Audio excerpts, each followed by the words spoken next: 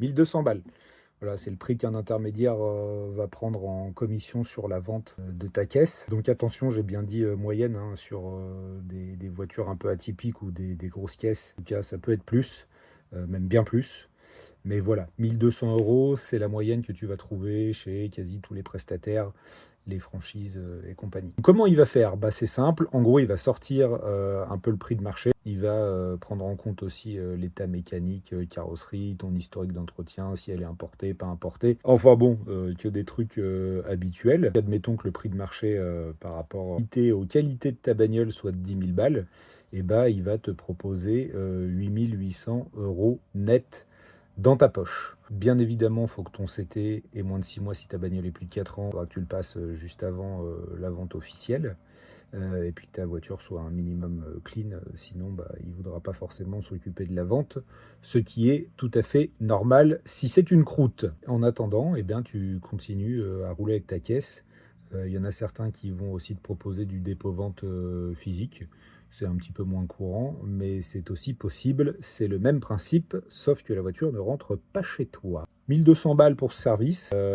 Concrètement, je trouve que c'est une bonne solution, hein. Tu gagneras forcément plus qu'avec une reprise par un concessionnaire. Attention néanmoins, parce que les intermédiaires sont pas soumis à la garantie légale de conformité. En cas de réel problème, eh bien, malgré tout, l'acheteur peut se retourner contre toi, malgré qu'il ait éventuellement mis des garanties ou des choses comme ça.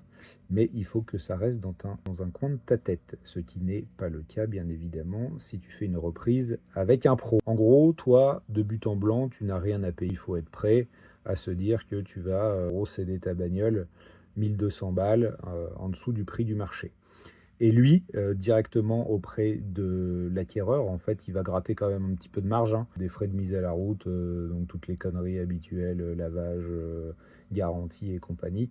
Donc lui, là-dessus, ça va lui permettre d'augmenter un petit peu sa commission, pour passer de 1200 à 1 400, 1 500, 1 600.